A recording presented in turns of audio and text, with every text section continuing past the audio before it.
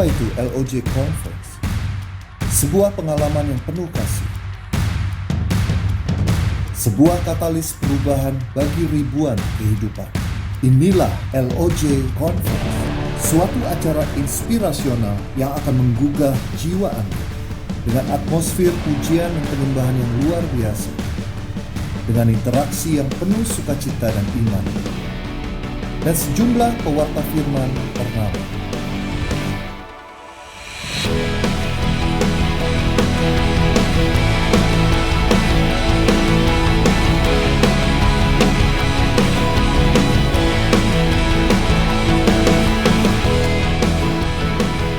Tahun ini LOJ Conference akan dilakukan secara online.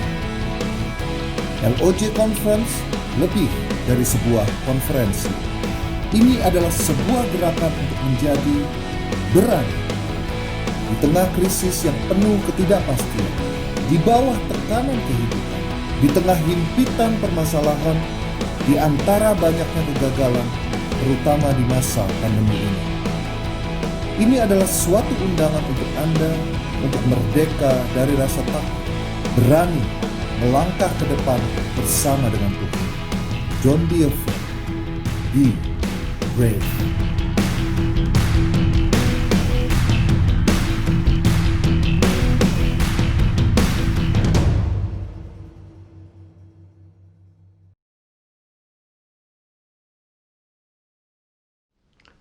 Shalom saudara yang terkasih dalam Tuhan, senang sekali kita bisa berjumpa kembali dalam acara Feast Online atau yang kita kenal dengan Worship from Home.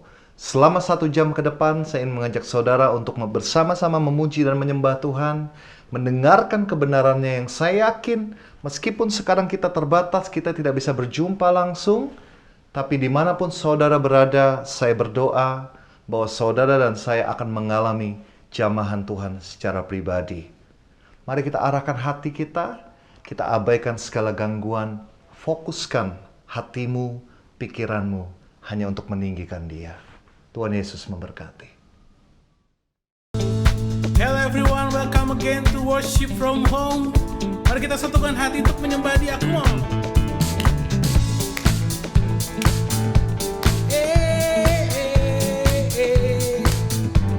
And we say, hanya Kau milikku di surga. Tiada yang ku ingini di bumi, hanya Kau. Tak ku andalkan kekuatanku,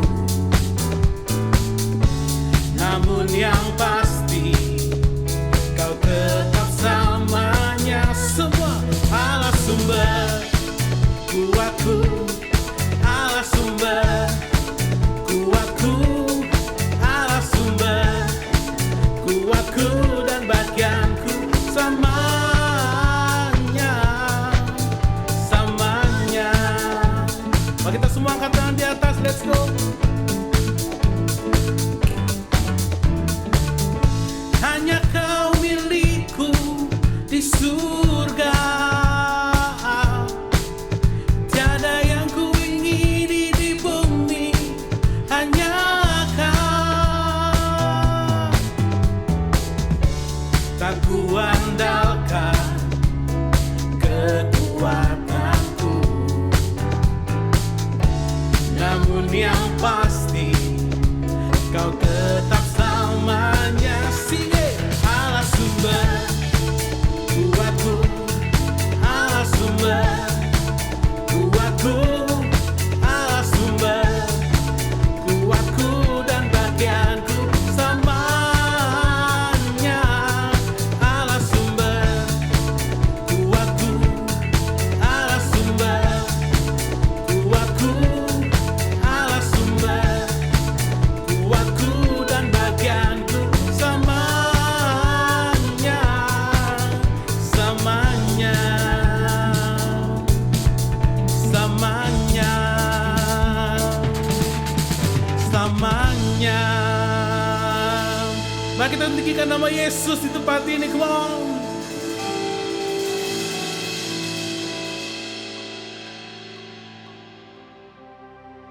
kita buka di dalam nama Bapa, Putra dan Roh Kudus. Amin. Kami datang kepadamu Tuhan dengan apapun struggle kami, dengan apapun beban kami Tuhan. Tapi pada hari kami nyatakan Tuhan, dimanapun kami berada, apapun keadaan kami percaya kepadamu Tuhan, karena Kau Allah sumber kuat kami. Dan pada hari kami ingin nyatakan, Kaulah Tuhan kami. Our Father everlasting, your creating one, God Almighty, through your Holy Spirit, conceiving Christ the Son, Jesus our Savior. I believe in God our Father, I believe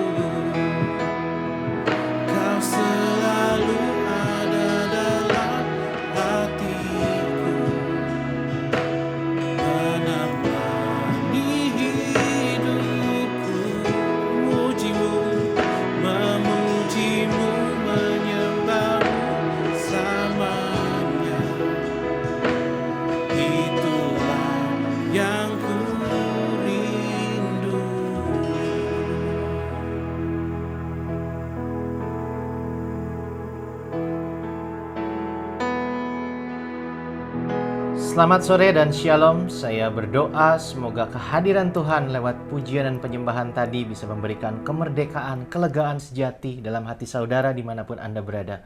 Mari kita mulai pemberitaan firman hari ini dengan mendoakan doa favorit kita di dalam nama Bapa dan Putra dan Roh Kudus. Amin. Say, today I receive all of God's love for me. Today I open myself to the unbounded, limitless, overflowing abundance of God's universe. Today I open myself to God's blessing, healing, and miracle. Today I open myself to God's word so that I become more like Jesus every day. Today I proclaim that I am God's beloved, I'm God's servant, I'm God's powerful champion. And because I am blessed, I'm blessing the world in Jesus' name. Amen. Thy word is a lamp unto my feet and a light unto my path. Firman Tuhan hari ini diambil dari kitab Nehemia, pasal yang pertama ayat 2-5. Mari kita baca bersama-sama. Datanglah Hanani, salah seorang dari saudara-saudaraku dengan beberapa orang dari Yehuda. Aku menanyakan mereka tentang orang-orang Yahudi yang terluput, yang terhindar dari penawanan, dan tentang Yerusalem. Kata mereka kepadaku, orang-orang yang masih tinggal di daerah sana, yang terhindar dari penawanan, ada dalam kesukaran besar, dan dalam keadaan tercela. Tembok Yerusalem telah terbongkar, dan pintu-pintu gerbangnya telah terbakar. Ketika ku dengar berita ini, duduklah aku menangis dan berkabung selama beberapa hari. Aku berpuasa dan berdoa ke hadirat Allah semesta langit. Seperti minggu lalu, saya juga kasih background history dikit dari ayat ini. Ayat ini adalah ayat pembuka dari kitab Nehemia yang cerita di dalamnya terjadi sekitar 141 tahun setelah kerajaan Israel dihancurkan, seperti yang sempat kita bahas di ayat pembuka minggu lalu. Jadi sekitar 43 tahun setelah kerajaan Babilonia menghancurkan kerajaan Israel, kerajaan Babilonia dihancurkan oleh kerajaan Medo-Persia yang militernya lebih kuat. Sehingga semua daerah jajahannya berpindah tangan, yang semula dijajah oleh bangsa Babilonia jadi dijajah oleh bangsa Persia. Tapi Tuhan menggerakkan hati Raja Persia saat itu untuk mengizinkan bangsa Israel untuk kembali dari tanah pembuangan kepada tanah airnya. Dan sekitar 27 tahun setelah itu bangsa Israel berhasil mendirikan bait Allah mereka yang kedua. Tepat 70 tahun setelah kerajaan mereka dihancurkan dan bait Allahnya diruntuhkan, bangsa Israel berhasil membangun kembali bait Allah yang kedua. Tapi walaupun bait Allah sudah berdiri, kota Yerusalem sendiri tetap berada dalam keadaan yang mengenaskan. Tembok-temboknya masih runtuh, bangunan-bangunan penting masih seperti dalam puing-puing, sama seperti 70 tahun yang lalu ketika mereka dihancurkan oleh kerajaan Babilonia. Dan sebagian besar orang-orang Israel waktu itu memilih, walaupun udah diberi izin oleh Raja Persia untuk kembali ke tanah airnya, banyak yang memilih untuk tetap tinggal di Babilonia. Karena mereka sudah punya pekerjaan, sudah punya bisnis, sudah berkeluarga, hidupnya sudah mapan. Sama seperti Nehemia dalam kisah di kitab Nehemia ini, dia pun sudah punya pekerjaan yang salary-nya lumayan tinggi, dan prestisnya itu lumayan tinggi. Nehemia bekerja sebagai seorang cupbearer, sebagai orang yang bertanggung jawab untuk menyajikan anggur pada raja. Gajinya tinggi karena resikonya tinggi. Dia yang harus cicipi anggur yang akan diberikan pada raja. Kalau anggurnya beracun, dia duluan yang mati. Kalau anggurnya nggak enak tapi dia asal-asalan dan raja kesel, dia bisa dihukum mati kapan aja. Gajinya tinggi karena resikonya tinggi. Prestisnya tinggi karena dialah orang yang nemenin raja minum-minum tiap hari. Jadi dia bisa mendengar apa aja yang raja ucapkan kalau raja lagi mabuk. Dan dia juga punya influence yang cukup besar pada pengambilan-pengambilan keputusan yang akan dilakukan oleh raja. Karena dialah yang nemenin raja ngobrol ketika raja lagi mau minum-minum. Tapi terlepas dari prestis, kekuasaan, harta yang dia punya, ternyata Nehemia ini adalah orang yang masih punya hati untuk nangis, untuk berpuasa, dan untuk berdoa ketika mendengar negaranya sedang ada dalam keadaan yang mengenaskan.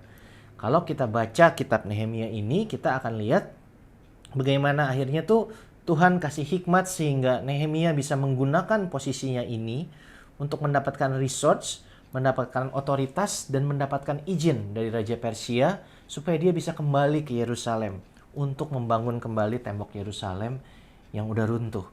Jadi kalau kita renungkan, Tuhan menggunakan Nehemia, dia berada di posisi, di waktu dengan pekerjaan yang pas untuk menggenapi rencana Tuhan memulihkan tembok kota Yerusalem. Jadi refleksi bagi saudara dan saya, seperti Tuhan sudah menempatkan Nehemia di posisi yang pas. Dimanapun saudara berada saat ini, di keluarga manapun Anda berada, pekerjaan apa yang Anda punya, bisnis apa yang Anda punya, terlepas dari keadaannya sekarang sedang oke atau nggak oke, kita, saudara dan saya ada di sana karena appointment, karena penunjukan dari Tuhan, bukan karena suatu kecelakaan, bukan karena suatu kesalahan. Saat ini Tuhan punya rencana yang luar biasa yang mungkin saudara sudah atau saudara belum tahu. Kalau saudara belum tahu, lakukan seperti yang Nehemia lakukan. Berdoalah, berpuasalah, minta hikmat dari Tuhan. Anda berada di tempat di mana Anda berada sekarang bukan karena suatu kebetulan, tapi karena Tuhan punya rencana yang luar biasa untuk Anda. Seperti juga Tuhan punya rencana yang luar biasa untuk kita pribadi lepas pribadi, begitu juga kita sebagai sekumpulan anak Tuhan yang disebut gereja, Tuhan pun punya rencana bagi gerejanya yang ada di setiap bangsa-bangsa. Saya percaya saat ini walaupun negara kita sedang dipenuhi oleh ketidakpastian karena pandemi ini, Tuhan belum melepaskan Indonesia. Tuhan masih punya rencana yang luar biasa untuk Indonesia. Kenapa? Karena gereja Tuhan masih ada di bangsa ini. Hari ini kita akan belajar bagaimana kita sebagai bagian dari gerejanya melakukan bagian kita untuk menjadi pelaku firman, untuk menjadi bagian dari rencananya yang akan memberkati bangsa kita dengan luar biasa. Bukalah hatimu, siapkan hatimu, biarkan firman hari ini mengubahkan Anda jadi pribadi yang bisa jadi berkat bagi bangsa, negara, dan gereja Anda. Mari kita siapkan hati kita angkat tangan kita, dan hormati kebenaran firman Tuhan. Thy word is a lamp unto my feet and a light unto my path. Minggu lalu kita sudah belajar tentang pentingnya suatu value, nilai-nilai yang dianut oleh warga suatu negara bagi kelangsungan hidup negara tersebut. Karena pada akhirnya di dalam jangka panjang bukanlah kualitas pemimpin, sistem pemerintahan, sedikit banyaknya resource atau kondisi keuangan suatu negara yang akan menentukan jaya atau hancurnya suatu negara. Hal-hal tadi berpengaruh, tapi hanya dalam jangka pendek. Dalam jangka panjang yang akan menentukan kelangsungan hidup suatu negara adalah value, nilai yang dianut oleh orang-orang yang tinggal di dalam negara tersebut. Dan kita udah belajar tentang pentingnya keluarga, karena dalam keluargalah value seorang manusia itu pertama kali dibentuk. Tapi ketika manusia mulai tumbuh, ketika kita udah tambah dewasa, kita tuh ketemu orang bukan cuma hanya dengan keluarga kita. Kita mulai punya pergaulan di kantor, di sekolah, dan lain sebagainya. Dengan siapa kita menghabiskan waktu paling banyak selain dengan keluarga kita, itu pun akan mempengaruhi value-value yang kita anut dalam kehidupan kita. Karena itulah Tuhan memberikan gerejanya. Karena itulah Tuhan Yesus mendirikan gereja di bumi ini. Dari sejak awal dia menciptakan kita, dia memang sudah menciptakan kita sebagai makhluk yang gak bisa menjalani kehidupan ini seorang diri. Karena itu dia berikan gerejanya supaya kita bisa ketemu dengan sesama anak Tuhan yang bisa jadi support system kita. Kita punya lingkungan yang sehat untuk bertumbuh mengenal value-value yang dia berikan melalui kebenaran firman-Nya. Kita bisa punya support system yang mengingatkan kita akan value-value yang benar dalam kehidupan, yang mensupport kita untuk terus melakukan kebenaran firman dalam kehidupan kita sehari-hari, supaya kita bisa saling support, saling mengingatkan, saling belajar. Untuk itulah Tuhan memberikan gerejanya. Karena itu, kalau kita bicara tentang membangun bangsa, minggu lalu kita sudah bicara tentang salah satu stepnya adalah bangunlah keluarga kita. Minggu ini kita belajar untuk membangun bangsa kita, bangunlah gereja kita. Gereja perlu dikembangkan. Gereja berkembang ketika satu, secara kuantitas. Ketika jumlah orang yang percaya dan mengikut Yesus bertambah, juga secara kualitas, di mana pengikut-pengikut Yesus yang ada dalam gereja itu bertumbuh karakternya. Semakin serupa dengan Kristus, sehingga mereka tuh punya kapasitas yang lebih besar untuk jadi berkat dimanapun mereka berada. Kenapa kita perlu membangun gereja ini kalau kita punya kerinduan melihat bangsa ini berkembang? Karena semakin gereja bertumbuh, semakin gereja berkembang, kapasitas anak-anak Tuhan di dalam gereja itu akan semakin berkembang untuk memberkati, untuk menularkan value-value yang positif kepada bangsa kita. Ini bukan bicara masalah sekedar kristenisasi atau semua orang di-convert, tapi jauh lebih luas di mana value-value yang positif, yang sesuai dengan kebenaran firman bisa kita tularkan pada semakin banyak orang sehingga bangsa ini bisa berjalan ke arah yang semakin sesuai dengan rencana yang sudah Tuhan siapkan. Nah, ada begitu banyak value yang bisa kita pelajari kalau kita mau aktif dalam kehidupan di gereja, tapi karena keterbatasan waktu kita fokus saja pada satu value. Inilah value yang diperlukan bagi kita sebagai member gereja kalau kita mau berpartisipasi membangun bangsa ini dengan membangun gereja. Ini juga value yang bisa kita pelajari di dalam gereja dan bisa kita aplikasikan dalam kehidupan kita sehari-hari. Value yang disebut sebagai selflessness. Ini lawan dari selfish, lawan dari mementingkan diri sendiri. Jadi kalau dalam bahasa Indonesianya kita bisa sebut value ini mungkin rela berkorban. Kita akan fokus di sini, kita akan lihat kenapa value ini penting dalam kehidupan berbangsa dan bernegara.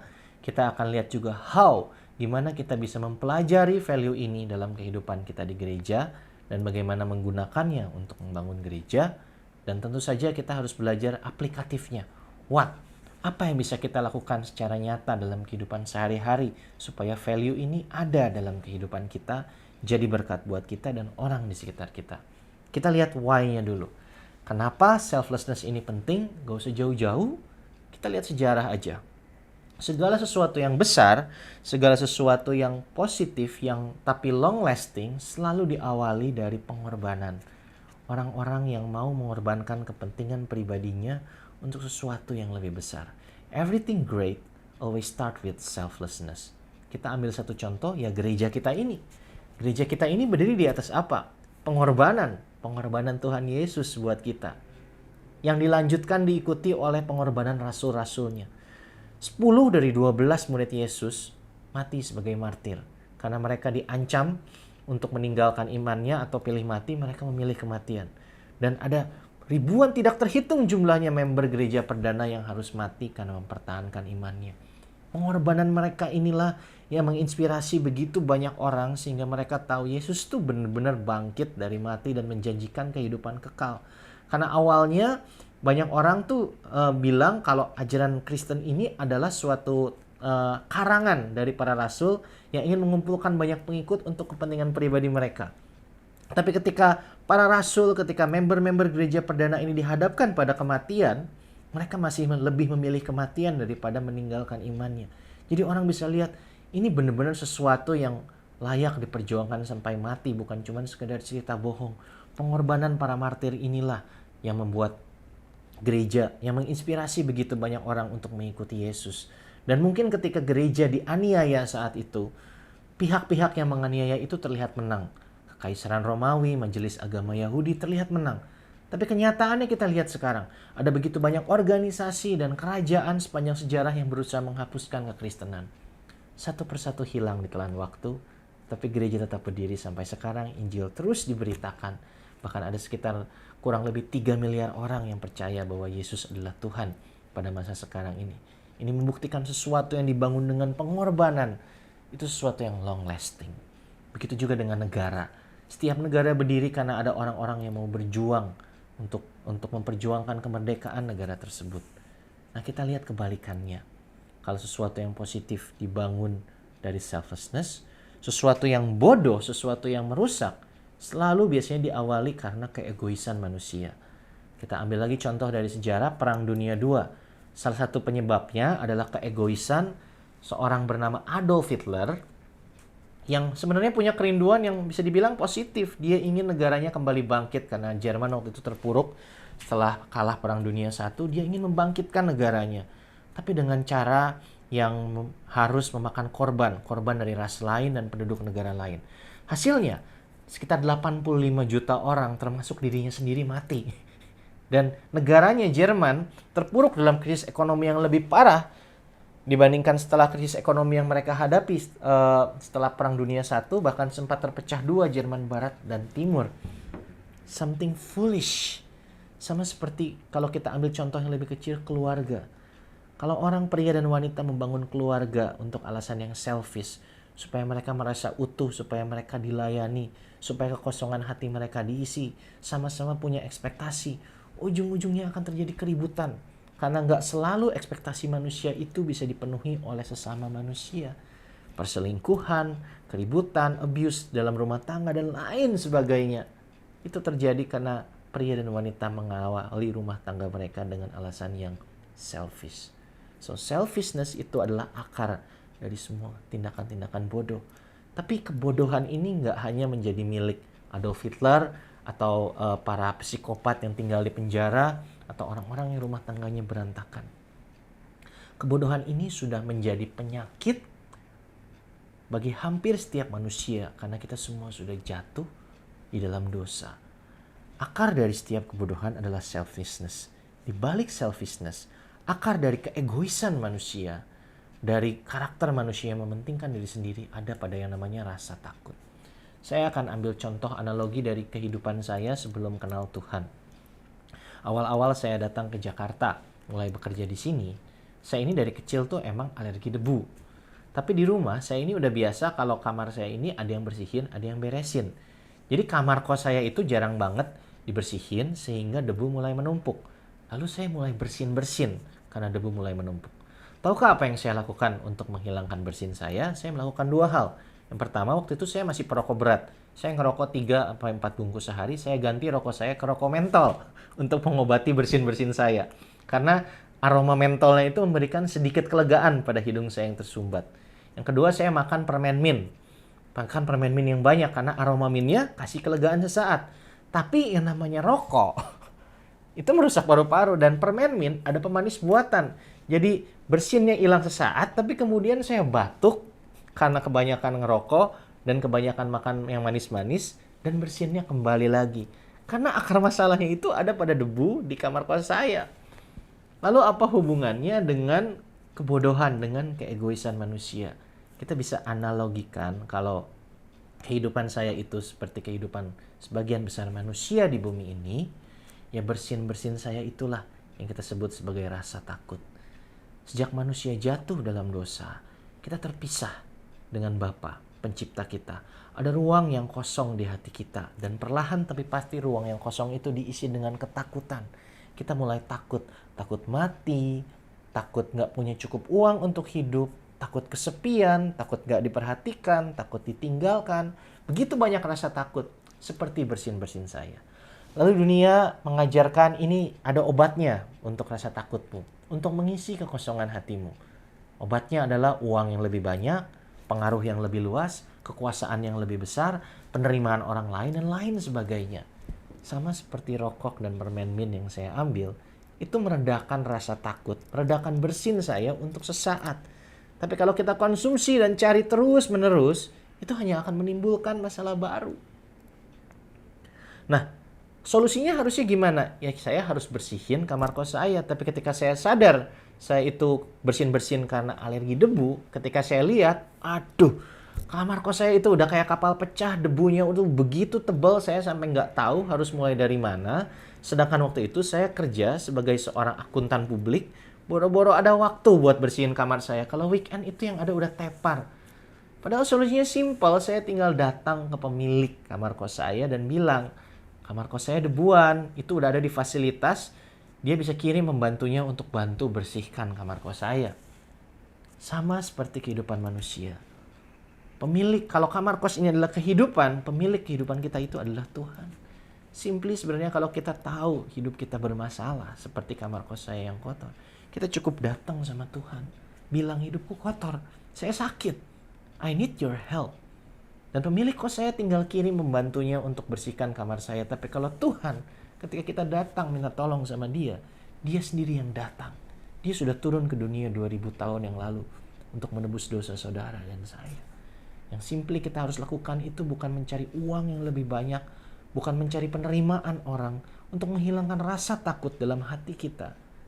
Datanglah pada Tuhan. yang namanya rokok, yang namanya permen mint, itulah yang saya sebut sebagai stuff and performance. Hal-hal yang dunia ini bisa sediakan dan kita anggap itu bisa meredakan rasa takut kita. Tapi jangan sampai rasa aman, identitas kita itu kita lekatkan pada stuff and performance, pada kekayaan, kesehatan, pada status sosial kita, karena semua sifatnya fana, sifatnya sementara. Lekatkanlah identitas dan rasa aman kita pada pribadi yang kekal dan kita tahu mengasihi kita. Firman-Nya sendiri sudah menjanjikan. Kita lihat, kita buka di 1 Yohanes ayat yang keempat, 1 Yohanes pasal yang keempat, ayat ke-18. Saya bacakan. Janji Tuhan tentang ketakutan. Di dalam kasih tidak ada ketakutan. Kasih yang sempurna melenyapkan ketakutan. Sebab ketakutan mengandung hukuman dan barang siapa takut, ia tidak sempurna di dalam kasih Allah. Allah adalah kasih. Kalau kita mau menghilangkan ketakutan di dalam diri kita, datanglah pada Tuhan. Dialah yang bisa mengisi kekosongan di dalam hati kita. Tapi setelah kamar kos saya dibersihkan, tentu saja saya harus hidup dengan pola pikir, dengan cara hidup yang baru. Supaya kamar saya nggak penuh debu lagi. Nah, disitulah kembali ke topik hari ini, disitulah peran gereja. Di dalam gerejalah kita bisa mengalami yang namanya pembaharuan budi, sudah dibahas juga di bulan lalu, di mana pola pikir kita, kebiasaan, karakter kita yang awalnya dibentuk oleh pengetahuan, pengalaman dalam masa lalu kita yang nggak semuanya sesuai dengan kebenaran firman, perlu di-reshape, perlu direvolusi, perlu dirubah, supaya kamar kita nggak penuh debu lagi, supaya kalau ada debu dikit di kamar kita bisa langsung bersihin. Disitulah peran gereja, di mana kita mulai dibentuk dari pribadi yang awalnya selfish dan banyak melakukan tindakan-tindakan bodoh yang merugikan diri kita dan sesama secara jangka panjang. Kita dirubah jadi pribadi yang selfless, yang nggak lagi takut, yang nggak lagi mementingkan diri sendiri karena hati kita udah penuh oleh kasih-Nya. Kita punya motivasi yang baru untuk bekerja, untuk berbisnis, untuk berelasi. Kita punya motivasi yang baru, yang lebih tinggi. Dan di dalam gereja lah pola pikir karakter itu bisa dibentuk. Dan Tuhan punya banyak cara untuk memproses anak-anaknya. Dan saya nggak bilang cara saya ini paling benar, tapi yang bisa saya lakukan hanyalah sharing pengalaman pribadi saya. Bagaimana Tuhan merubah saya dari pribadi yang tadinya selfish, jadi pribadi yang selfless melalui kehidupan di gereja. Hanya 2 kok. Yang pertama tertanam atau be plant. Yang kedua adalah serve, melayani. Apa yang dimaksud tertanam? Tertanam di dalam sel. Komunitas kami punya satu kelompok kecil yang terdiri mungkin dari 8 sampai 10 orang. Ada juga sih yang udah banyak sampai 20 orang, sudah waktunya dibelah. Tapi tetap kelompok kecil dibandingkan Feast atau Worship from Home ini, di mana ratusan orang menyaksikan tayangan ini bersama. Ini kelompok kecil dan saya tertanam di situ. Maksudnya saya punya komitmen untuk berkumpul, datang, bersekutu bersama mereka setiap minggunya. Di situ kita memuji, menyembah Tuhan, belajar kebenaran firman, dan kita sharing. Nah, kenapa sel ini membantu saya jadi pribadi yang selfless? Karena di dalam sel ini, porsi terbesar waktu yang saya habiskan di dalamnya adalah untuk ngedengerin orang lain. Sedangkan manusia itu kebanyakan pengennya itu didengar. Saya punya kesempatan untuk menceritakan pergumulan saya, untuk minta didoakan, tapi porsi terbesar waktu saya dalam sel habis untuk mendengarkan orang lain. Ketika belajar untuk mendengarkan orang lain, disitulah saya sadar, ternyata yang hidupnya punya masalah tuh bukan cuma saya aja. Ada orang yang bahkan kadang lebih susah hidupnya dari saya. Selain itu, saya juga bisa belajar di dalam sel bahwa Tuhan itu sungguh ada dan bekerja. Karena ketika saya mendengarkan kesaksian teman-teman saya, sharing mereka punya pergumulan, tapi ada juga yang ditolong oleh Tuhan. Ada juga yang mengalami mujizat. Dari pengalaman di dalam sel ini juga saya belajar, doa itu nggak harus selalu fokus mendoakan diri sendiri. Kita juga belajar untuk mendoakan orang lain. Sebelum sel berakhir, kita saling mendoakan, nanya ada yang mau didoain, cerita pergumulan, kita saling mendoakan. Perlahan tapi pasti itu mulai mengajarkan saya bahwa ada sesuatu yang lebih bermakna dalam hidup ini. Selain cari uang lebih banyak, selain cari pengaruh lebih banyak, selain cari penerimaan orang lebih banyak, ada hal yang lebih bermakna. Dan hal-hal seperti itu, penerimaan, pengakuan, rasa aman, sebenarnya sudah bisa kita dapatkan dari Tuhan kita. Dari situlah saya mulai tergerak untuk coba melakukan sesuatu yang lebih bermakna. dan saya mulai mencoba melayani. Dan ketika kita melayanilah, saya bersyukur saya ada di komunitas di mana saya dikelilingi oleh orang-orang yang benar-benar menunjukkan selflessness in action lewat pelayanan mereka. Tahukah saudara, supaya tayangan ini bisa sampai ke tempat saudara menyaksikan tayangan ini sekarang, ada orang-orang yang bayar harga. Teman-teman dari tim pujian yang menggunakan waktu luang mereka di tengah kesibukan mereka bekerja untuk ngulik lagu, lalu menghabiskan weekend mereka untuk datang, untuk berkumpul, untuk rekaman. Tahukah, di balik layar ini ada orang yang sedang merekam tayangan saya kenal dia secara pribadi, dia juga punya kesibukan, tapi dia masih mau meluangkan waktu untuk merekam tayangan ini. Dan kesibukan dia itu bukan sedikit, ini orang kerjaannya banyak. Dan dia nggak dibayar. Teman-teman dari tim pujian nggak dibayar. Teman-teman yang merekam, yang mengupload tayangan ini ke YouTube, nggak ada yang dibayar. Begitu juga ketika pandemi ini belum terjadi, ketika kita harus datang ke The Cause atau ke Saint Moritz, ke tempat kita mengadakan feast. Datangnya pagi-pagi mungkin jam 11, acara mulai jam 4, datang jauh lebih pagi, angkut-angkut peralatan, cek sound dan lain sebagainya. Nggak dibayar. Bukan karena kita punya prinsip teologi kemakmuran nanti Tuhan yang bayar. No. Orang-orang ini semua melakukan ini semua karena mereka sadar. Mereka dikasihi. Mereka udah terima berkat dari Tuhan. Mereka udah terima keselamatan dan damai sejahtera itu. Dan kita semua punya kerinduan supaya Tuhan yang baik ini juga bisa dikenal oleh saudara yang menyaksikan tayangan ini. Saya mengundang setiap dari saudara yang mungkin belum tergabung atau belum tertanam dalam komunitas atau gereja manapun untuk menghubungi nomor-nomor di bawah ini. Kontaklah dan kita akan belajar bersama untuk mengenal Tuhan. Kita akan belajar bersama untuk jadi pribadi yang semakin selfless sehingga Tuhan bisa pakai kita untuk memberkati lebih banyak orang di sekitar kita dan memulihkan hati kita yang mungkin saat ini kosong dan terluka. Bukan uang, bukan pengaruh, bukan penerimaan orang. Yesuslah jawaban kekosongan di dalam hati saudara. Dan kita akan mengalami perjalanan bersama Yesus, diubah jadi pribadi dari selfish menjadi selfless melalui plan and serve. Nah, itu adalah how-nya. Gimana kita bisa membangun gereja, gimana lewat membangun gereja kita pun bisa dirubah jadi pribadi yang selfless. Tertanamlah di dalam sel dan melayanilah. Itu dari pengalaman pribadi saya. Lalu what? Apa yang bisa kita lakukan aplikasinya dalam kehidupan kita sehari-hari? Ada begitu banyak nilai, ada begitu banyak panggilan bagi kita. Karena waktu yang terbatas saya hanya akan ambil 3. Apa yang bisa kita lakukan sebagai anak Tuhan, sebagai member dari gereja ini untuk membangun gereja, untuk membangun bangsa. Yang pertama, reach out. Ini perintah Tuhan yang secara khusus sudah kita bahas selama sepanjang 1 bulan di bulan lalu. Saya bersyukur kalau sebagian besar dari saudara yang menyaksikan tayangan ini menemukan pemulihan, menemukan support system, menemukan keluarga kedua di komunitas ini. Tapi panggilan kita nggak berhenti hanya untuk masuk dan diam di dalam gereja. Kita dipanggil untuk menjadi saluran kasih Tuhan, memperkenalkan Tuhan pada orang-orang yang belum kenal. Jadilah pelaku firman dimanapun Anda berada, di tempat kerja Anda, di kantor Anda, di bisnis Anda, di relasi Anda dengan orang-orang yang belum kenal. Lakukanlah apa yang Anda terima. Kebenaran firman yang Anda dapat jangan cuma disimpan di hati dan di pikiran, tapi dilakukan di tempat dimanapun Anda berada. Sehingga Anda bisa jadi inspirasi, menjadi sumber inspirasi, menjadi berkat bagi orang di sekitar Anda, supaya mereka pun mau kenal Tuhan yang kita sembah. Selain itu, reach out juga bicara tentang mari lakukan ini bersama sebagai anggota gereja, sebagai komunitas. Libatkan diri Anda dalam pelayanan. Gak ada orang yang dipanggil ke dalam gereja hanya untuk sekedar jadi umat, duduk, mendengarkan, dan dilayani. Kita semua dipanggil untuk melayani. Tanyalah pada ketua sel Anda, berdoalah, cari tahu di mana Tuhan ingin menempatkan Anda dalam pelayanan di dalam gereja. Dan yang ketiga, yang seru ini nih. Siapa yang excited untuk LOJ Conference? Komunitas kita akan mengadakan suatu conference secara online minggu depan. Dan ini juga kita lakukan bukan buat gaya-gayaan, bukan supaya komunitas kita makin terkenal.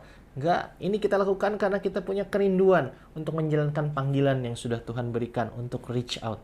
Lewat conference ini kita ingin memperkenalkan kasih Tuhan pada orang-orang yang belum kenal. Dan untuk orang-orang yang udah kenal Tuhan, kita ingin memperlengkapi. Kita ingin melakukan bagian kita untuk memperlengkapi, untuk membangun gereja.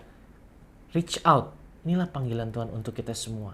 Dan bagi Anda, anggota komunitas ini yang mungkin gak terlibat secara langsung di dalam tim produksi, Anda bisa tetap melakukan bagian Anda untuk reach out. Sebarkanlah broadcast yang sekarang udah mulai disebarkan lewat grup WhatsApp atau sosial media pada setiap orang, keluarga, teman-teman Anda yang Anda tahu sedang butuh support, butuh penguatan dari Tuhan.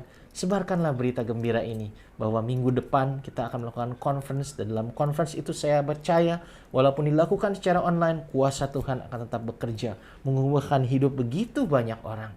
Nah, yang kedua, yang pertama tadi reach out, yang kedua kita juga dipanggil untuk relevan. Jangan sampai gereja ini jadi sekumpulan orang yang eksklusif, yang ngomong dengan bahasa yang hanya bisa kita mengerti sendiri dan terlihat lebih suci, memisahkan diri dari orang-orang yang belum kenal Tuhan. Itu namanya jadi orang Farisi modern. Kita dipanggil untuk relevan, untuk bisa mengkomunikasikan apa yang Tuhan sampaikan pada kita dengan bahasa yang orang-orang di sekitar kita yang mungkin belum semuanya kenal Tuhan, mereka bisa tetap mengerti apa yang Tuhan mau sampaikan kepada mereka melalui kita.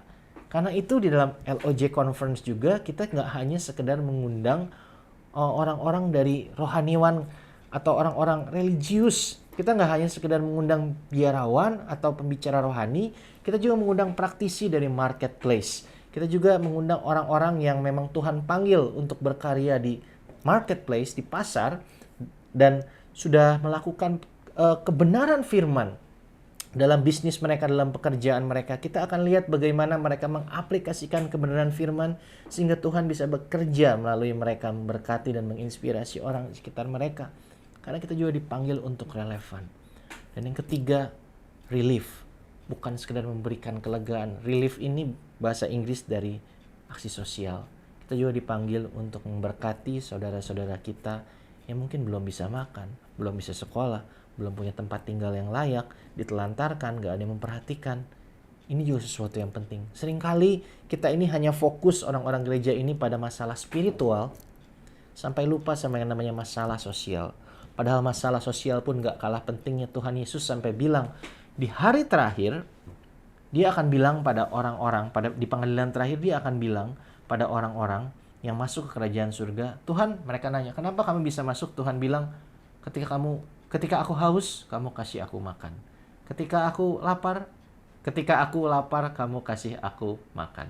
Ketika aku haus, kamu kasih aku minum. Tuhan gak hanya hadir dalam kegiatan rohani, Tuhan pun hadir di sekeliling kita dalam kehidupan kita sehari-hari, dalam diri orang-orang yang memerlukan pertolongan kita. Begitu juga di LOJ Conference, kita pun akan mengadakan kegiatan penggalangan dana. Kita akan mengumpulkan dana yang kemudian akan kita salurkan pada LDD. Ini lembaga daya dharma, lembaga resmi di bawah Keuskupan Agung Jakarta yang memang pelayanannya adalah melakukan aksi sosial, menolong saudara-saudara kita yang perlu makanan, perlu obat-obatan, perlu tempat tinggal. LDD ini juga mengadakan pelatihan-pelatihan bagi saudara-saudara kita yang belum punya pekerjaan supaya mereka bisa jadi tenaga kerja, supaya mereka punya kehidupan yang lebih layak. Bahkan memberikan pelayanan advokasi, bantuan hukum pada saudara-saudara kita yang memerlukan bantuan hukum tapi nggak punya uang. Inilah lembaga yang menjadi pelaku firman secara nyata di tengah orang-orang yang membutuhkan. Dan kita akan melakukan penggalangan dana yang akan kita salurkan pada LDD. Tapi jangan sampai reach out, relevan, relief ini hanya kita lakukan dalam conference saja. Hanya kita lakukan seminggu sekali. Tuhan memanggil kita untuk melakukan ini setiap harinya dalam hidup kita. Tuhan memanggil kita untuk menjadi berkat, untuk memperkenalkan dirinya pada setiap orang, untuk membangun gereja ini, menambah jumlah orang yang percaya kepadanya, membangun kualitas orang-orang yang ada di dalamnya setiap harinya. Ini bukan tugas yang mudah, tapi Tuhan mempercayakan ini pada kita. Dan kalau kita lakukan, berkatnya juga sebagian untuk kita juga kok. Ada damai sejahtera dan sukacita yang gak bisa dibayar dengan uang, dengan harta atau dengan perhatian. Damai sejahtera, sukacita yang abadi dari Tuhan kita ketika kita berjalan dalam ketaatan. Tapi seperti yang udah dibahas di bulan lalu, semua ini gak bisa dilakukan dengan kekuatan sendiri. Semua ini hanya bisa kita lakukan kalau kita mengalami yang namanya encounter. Diawali dari perjumpaan pribadi dengan Tuhan. Mari kita tundukkan kepala kita.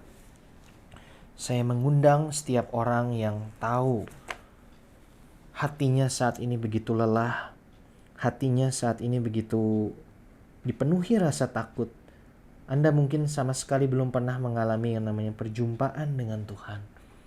Atau Anda yang sudah mengalami perjumpaan itu tapi problema kehidupan sedang begitu berat.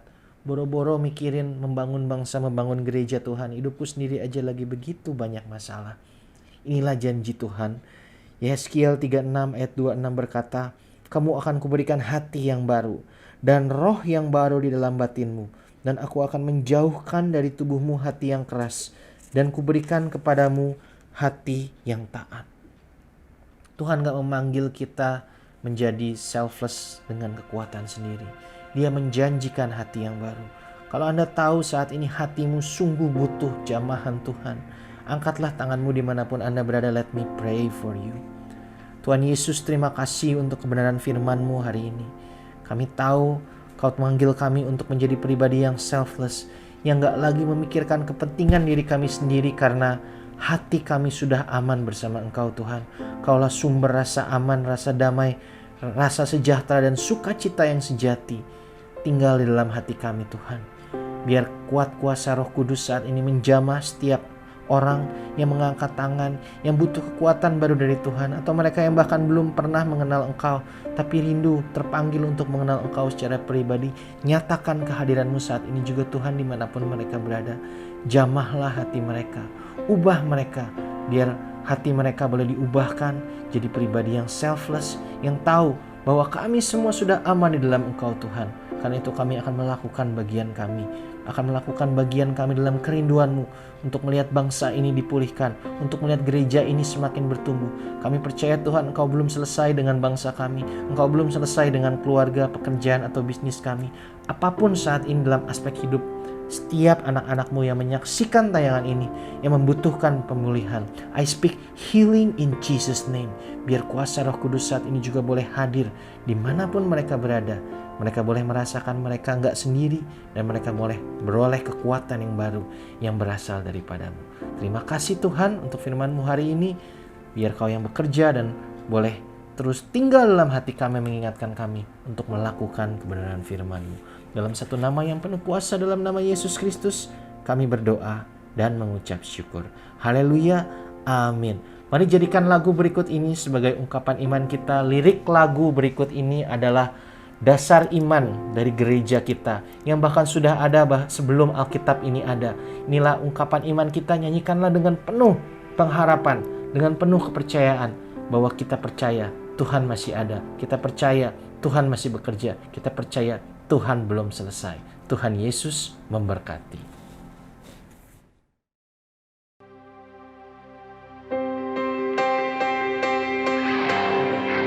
I believe in God.